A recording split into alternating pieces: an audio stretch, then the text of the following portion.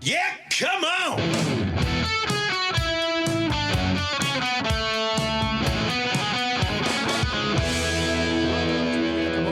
With Southside Steve.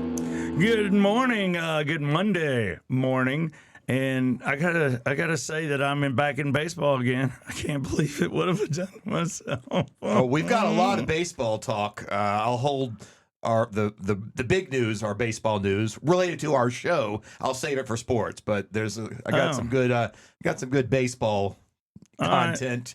Some come on show baseball content coming up in sports. Looking forward to it. All right, that's fine because I was going to talk about our Georgia golfer.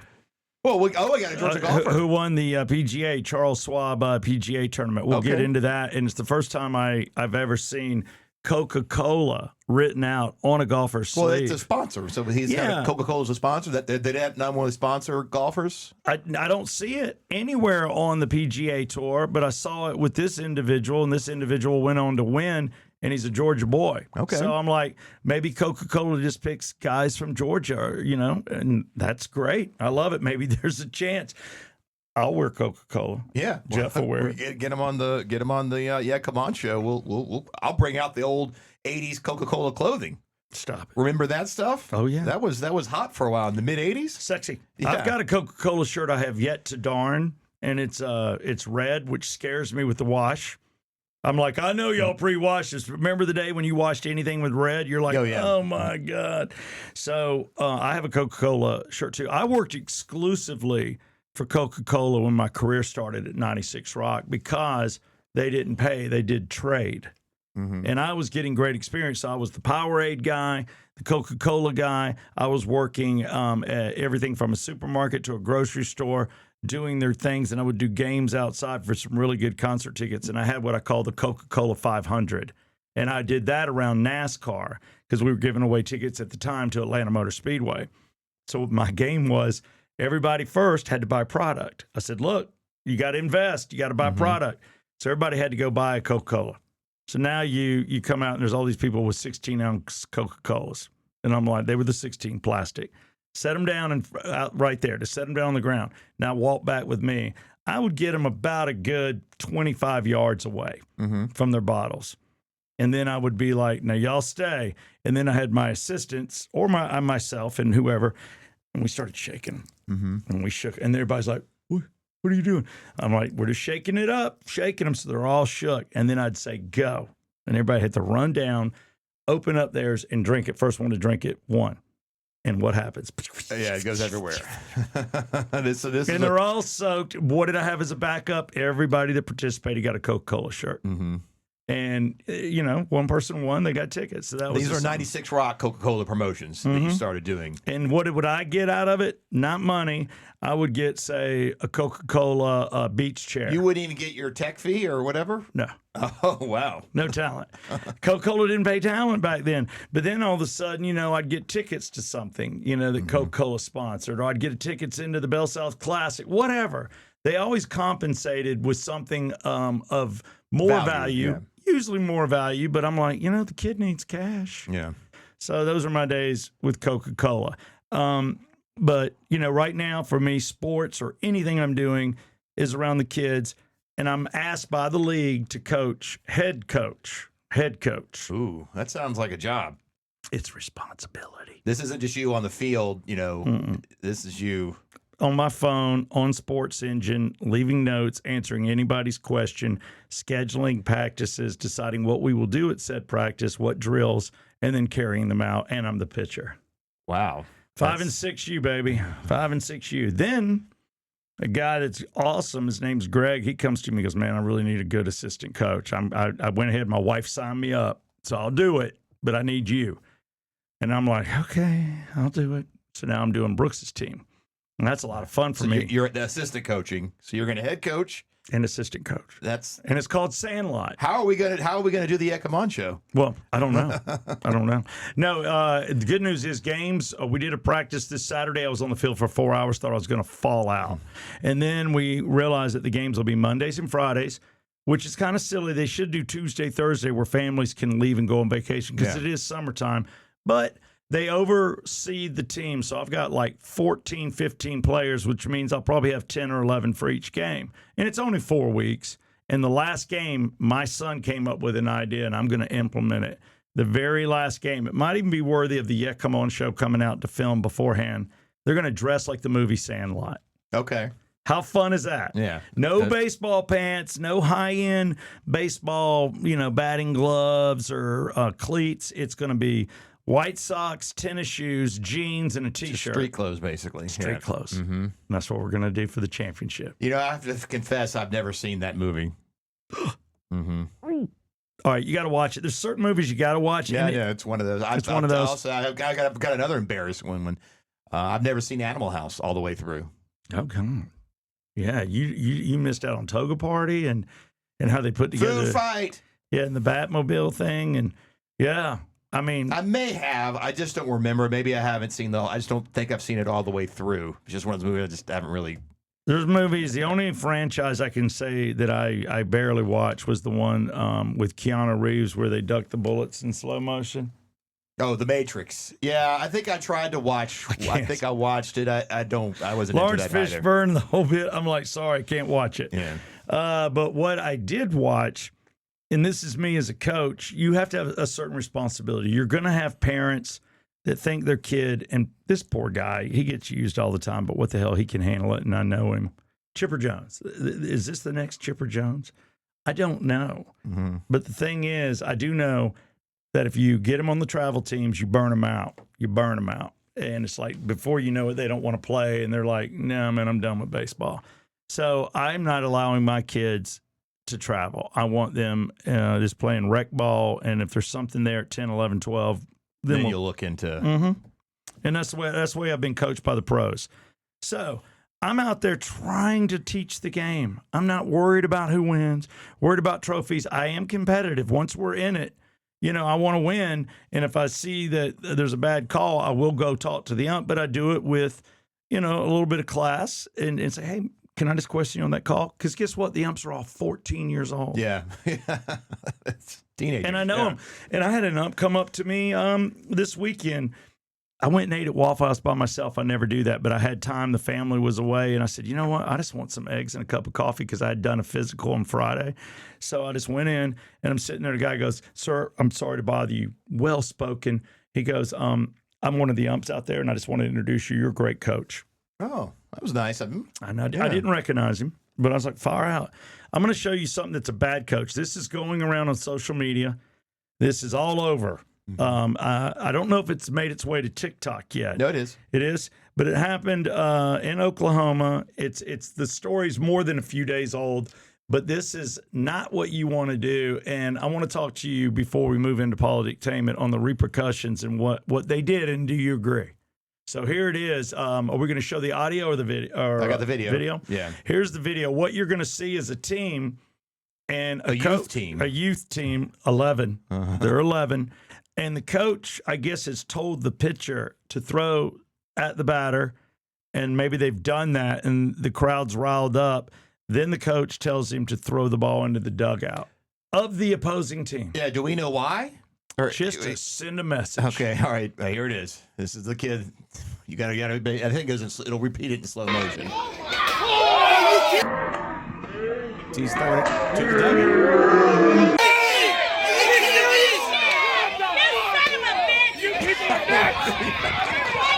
Get him out of there!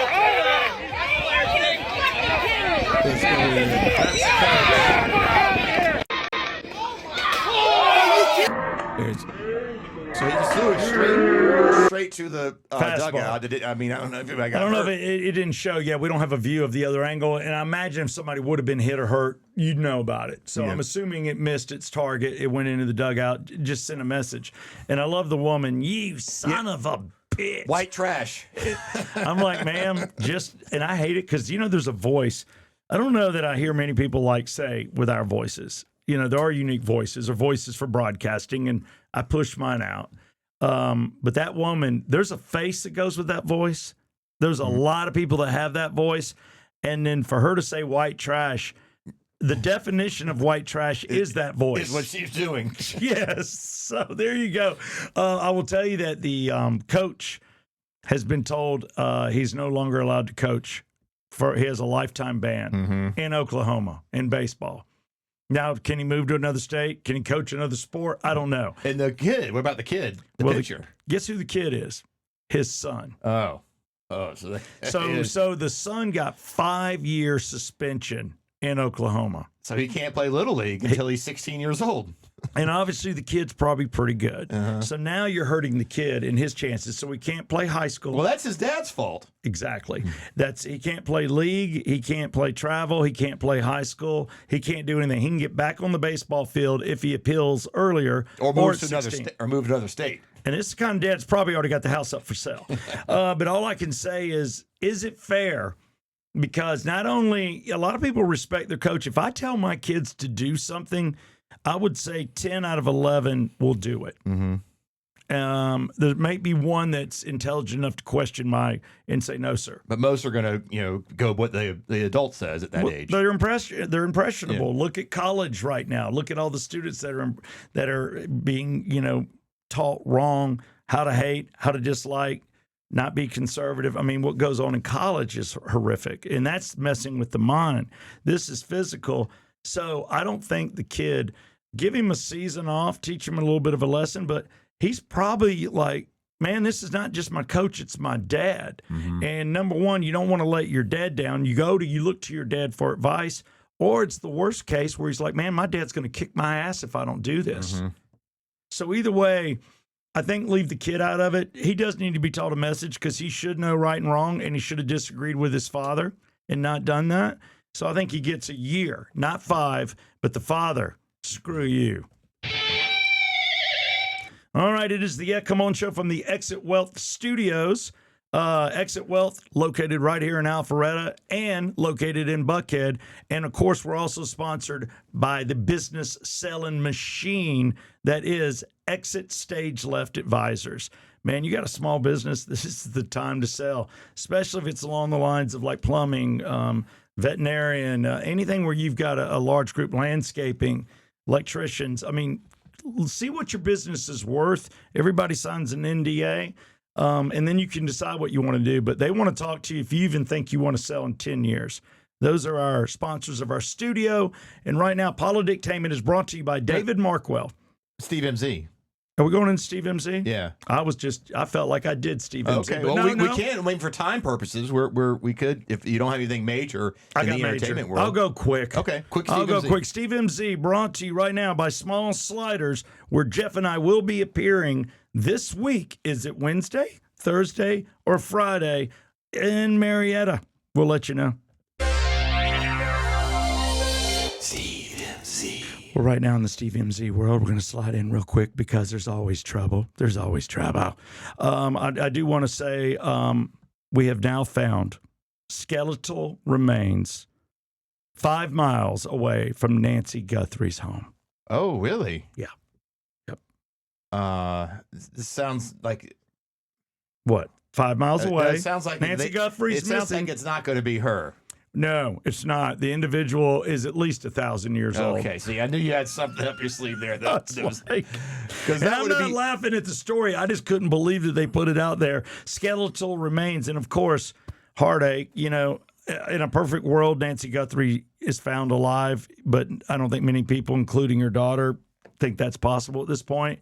Don't even know who's behind it. The evidence is crazy, but when you hear about remains, everybody was like, is it at least closure? No, the body they found is 1,000 years old. I mean, it's like I guess they clickbaited you. They wanted you to think that. I was clickbaited. There might have been a Nancy Guthrie skeletal remains, but no, not at all. But I put it. The reason it's in Steve MZ is because that is a bad clickbait. That was not nice. But I think when it initially came out, nobody knew. Somebody found the remains. It was obviously some type of a bone, a femur, or something like that, and they started digging, and they realized, no, there are remains here. And then they're like, oh my God, what do we do? And it turns out it's 1,000 years old. Who knew? There's my Steve MZ story. Polydictainment brought to you by, I'm going to look at you. Is this going to be an unstable one? Maybe we should go with David Markwell. David Markwell, Markwell Therapy. He is a proud sponsor of the Yeah Come On show since we started it. He's been on radio with me now for 15 years, located in Marietta. It's called Ridgeline Counseling. He's got about 9-10 counselors. Go to him first. Tell him you heard it from us and get the Yeah Come On deal. Every little discount helps. It is expensive, but get your head on. Get your head on right. David can help. MarkwellTherapy.com. Polydictainment. So have you been following the Freedom 250 concert event that was happening this summer at the White House? Yeah, I mean, you have to have seen, because a lot of artists have pulled out. Oh, you don't know, you haven't heard about this. I haven't heard enough. Oh yeah, a 16-day thing of performers. 16 days? On the National Mall beginning late June. So it's like late June through the 4th of July as we celebrate the 25th or 250th anniversary of the country. Who would not want to be a part of that, regardless of what the administration? It's the United States of America 250-year anniversary. People were going nuts on the 200. I was there in 76. I went to Washington with my family. I went and toured the Smithsonian and all that kind of stuff. It was awesome. Well, Bret Michaels was booked, canceled. All right, now that dude's all-American. Young MC, Yeah. Morris Day and the Time, the Commodores, like Martina McBride. So all genres of music, people are, I guess, were booked for this thing, and they're starting to cancel. Why? Because they're against Trump now. A lot of people are turning on Trump. A lot of Trump supporters are turning on Trump, even like myself, because he's not doing what he ran on. Clearly, no more wars. We're going to take care of inflation. You're going to end the wars. No, we got more wars and higher inflation. He did end like 7 or 8. 7 perfect wars. I ended 7 wars. Yeah, that's the what number. was he talking about? I still don't know. I don't know. But anyway, so this event has been booked for a while, and now since all these artists are pulling out, Trump is firing back, saying, "Oh, we should just cancel the whole thing. This is a third-rate artist anyway. I should do a speech because I draw a bigger crowd than Elvis would." So he's he's kind of talking about canceling it and him doing like other things to celebrate the anniversary of the country. You can't. First off, you agree. You got to do what you run on. I'm not giving anybody a pass there, but it's hard to please everybody. Yeah. You've got to be like. You've got to just be happy with the overall. He's made America safer. I would stand for that guy just because he's closed our borders. That's enough for me. Yeah. I mean, that was a big help, but even before this, the tariff thing has also caused part of the inflation problem that started years ago. He was part of the original COVID funds that started the major inflation, where we just printed trillions of dollars. He went along with Fauci in the beginning, which we all agree. The only thing that would have been different is he would have ended COVID well before Biden did. Well, yeah, he probably wouldn't have approved mandating that corporate people could tell their employees they have to take a shot. Yeah, if he would have won 2020, that would have been the end of it. The only reason he went along with COVID and everything in 2020 is because he thought he had to kind of play both sides in order to win the 2020 election. So I give him a pass there. There's no doubt he would have ended it sooner. Right, but still went along with the whole thing to begin with, and printing all the money. So anyway, a lot of artists that were playing this Freedom 250 event are pulling out, and all genres. Bret Michaels. Any big names staying? I know that Kid Rock's got to be a part of it. You know what? Ted Nugent's got to be a part of it. I don't think that. See, I don't think they are. I don't know who's still booked, but it's Carrie Underwood should be a part of it. And I know Martina McBride dropped out. Wow. So we'll see what happens, but Trump's kind of fired back, saying these third-rate artists. You can't do that. They're not third-rate. They're good artists, and you just can't snap at them. You can't.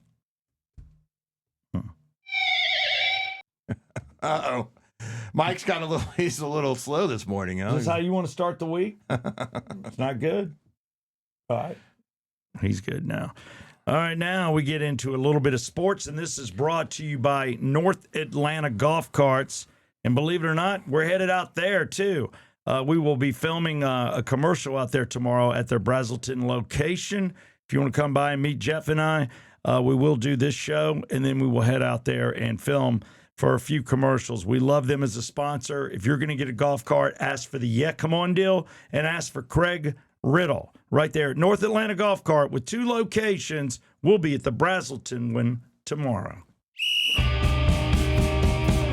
Yeah, come on! Sports. All right, sports, Jeff. I told you I'd bring up the golfer.